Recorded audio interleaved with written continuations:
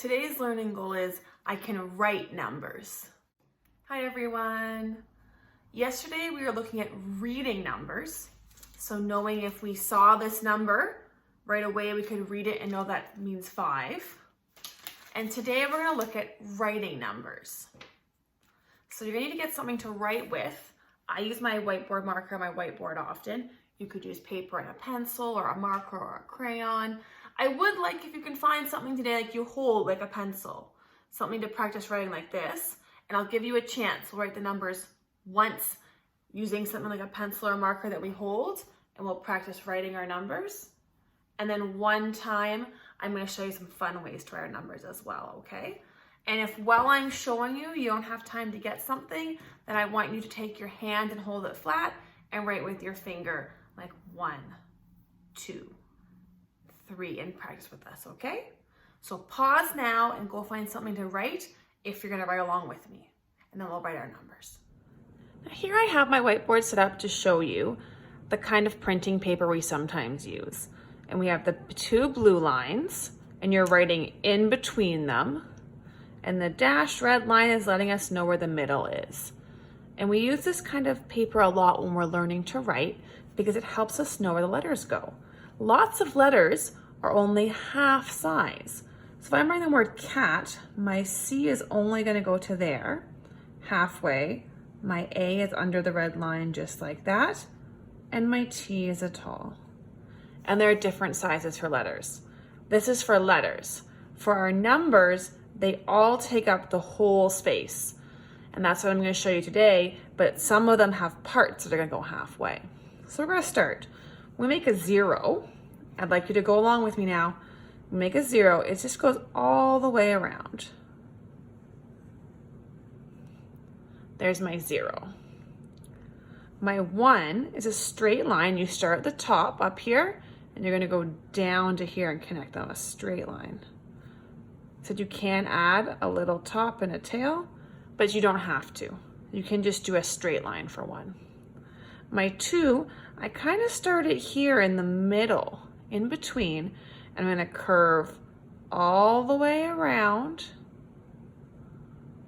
and then I go across on the bottom for a 2.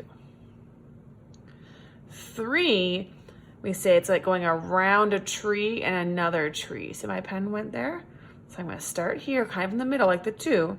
I go up, touch the line, come to here, and then I go back around. And that's a 3. Let's go down here to look at some other ones. For a 4, we start at the top and we're going to go down, just like the 1. One straight line. Then our next line, we're going to start here, and we go down to the middle, only the middle. That's where this line will help us. And then we go across for our 4. Our 5, we start at the top and make a little line in between. There's my 2 for my 5. And then we go down to about halfway and do a big curve around.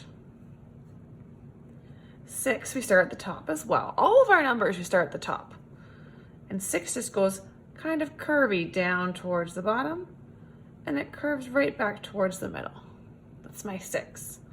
7, you do the line across the top first. Zoop. And then it goes down like a little slanted there. 8, I make my 8, you can go different ways. I'm going to start my 8 at the top, and the 8's like 2 circles. So you could do your 8 like this while you're learning. That's one way you could do your 8. I'm going to erase it and show another way. The faster way, you don't take your pen off the paper. I'm going to go like this, down, almost like a backward 7, and then curve around to make an 8. You could practice both ways, whichever one works for you. For a 9, it's a loop and a line. So I'm going to do my loop first today. I'll start up here. I'll do a circle. And then right where I started, I'm going to go right back down for a straight line. And then a 10 is a 1 and a 0. I'm just going to add a line here for me to write on. So my 10 is my straight down line and a 0 right beside it. If I keep going, 11 is 2 ones, and they go side by side. I only really want you to go to 10 today. If you want to go further, of course, you always can.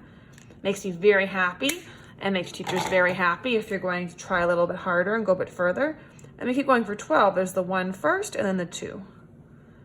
And they have to be close together to make one number. So I want you to write your numbers out once nice today in nice printing with a marker or a pen or a pencil. And then I'm going to show you some other fun ways you could try out as well. Let's go look. First, practice writing your numbers one time nicely with a pen or a marker. And then you could try a fun way. You could try writing the numbers with sidewalk chalk, or you could try writing them maybe in some mud. Draw in mud. 1, 2, 3, 4. You could paint the numbers.